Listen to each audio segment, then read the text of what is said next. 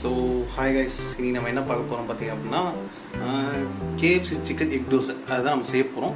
So இது வந்து நான் கொஞ்சம் யூனிக்காக ட்ரை பண்ணுறேன். அது ஏடா குணமாக வந்தால் என்ன பண்ணுறேன் எனக்கு தெரியல. சரி பார்ப்போம். ஸோ இதுக்கு என்னென்ன பண்ணணும்னு பார்த்தீங்கன்னா, ஸோ இதுக்கு தேவையான பொருட்கள் ஒரு முட்டை, ஒரு மிளகாத்தூள், கொஞ்சம் உப்பு, இந்த போட்டு ஒரு ஆம்லெட்டை கலக்கி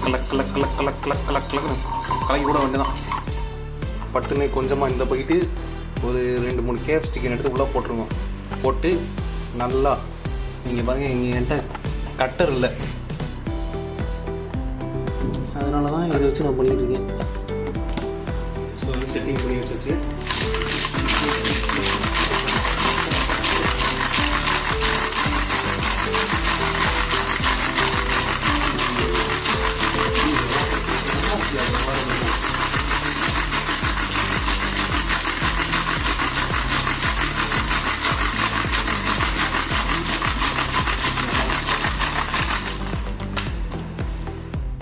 வந்து கரெக்டாக இது மாதிரி தான் இருக்குது.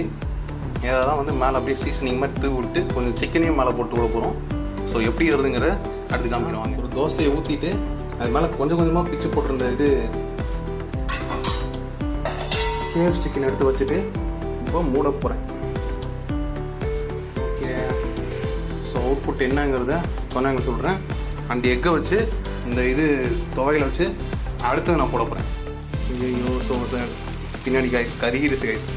சரி, எப்படி இருந்தாலும் நான் சாப்பிட போகிறேன். சாப்பிடுவோம். என்ன பண்ணேன் அப்படின்னு பார்த்தீங்கன்னா, அந்த சிக்கன் வந்து பொடி மாதிரி பண்ணியிருந்தோம்ல, அதை வந்து மேலே தூவி விட்டு அடுத்து அந்த முட்டை வந்து நம்ம இது பண்ணி ஆம்லெட் மாதிரி போட்டு வச்சிருந்தோம்ல, அதை வந்து மேலே ஊற்றி விட்டேன். ஸோ இது வந்து கொஞ்ச நேரத்தில் அப்படியே எடுக்கணும். இது அப்படியே கொஞ்ச நேரம் சமாதி கட்டுறதுக்கு வெந்து வா. இது வந்து கொஞ்சம் மாற்றி இருந்துச்சு. ஆனால் இது எல்லாம் என் தலைவிதி. சரி, போய் சாப்பிடுவோம். இதுக்கப்புறமா என்ன வந்துட்டு இருக்க, வா. சிக்கன் தோசையை போச்சோ இல்லையோ, என் வாய்க்கான நிறையா போயிருக்கு. அதனால இது இல்லைனாலும் இதை சமாளிச்சுக்கலாம். ஃபஸ்ட்டு முழு சிக்கன் பீஸாக போட்ட அந்த அரிய வகை தோசையை வந்து நான் சாப்பிட போகிறேன். ஸோ எப்படி நீ சாப்பிட்டு உங்களுக்கு சொல்கிறேன். இப்போ பார்க்குறேன். அப்படி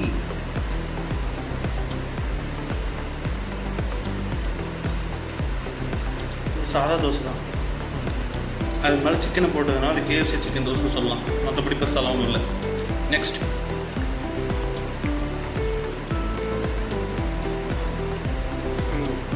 இது கஷ்டப்பட்டு எக்கெல்லாம் போட்டு நான் பண்ணேன். எப்படி இருக்குன்னு பார்ப்போம்.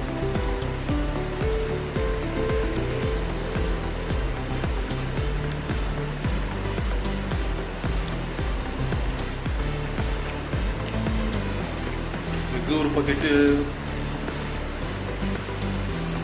சிக்கன் ஒரு பக்கெட்டு, தோசை ஒரு பக்கெட்டுன்னு சொல்லிட்டு எல்லாமே ஒரு டேஸ்ட்டாக காமிக்குது. தயவு பண்ணி இதே மாதிரி வேற யாரும் ஆர்டர் பண்ணிடாதீங்க. அப்படி பண்ணிங்கன்னா மசாலா கொஞ்சம் அதிகமாக போட்டு பண்ணுங்கள்.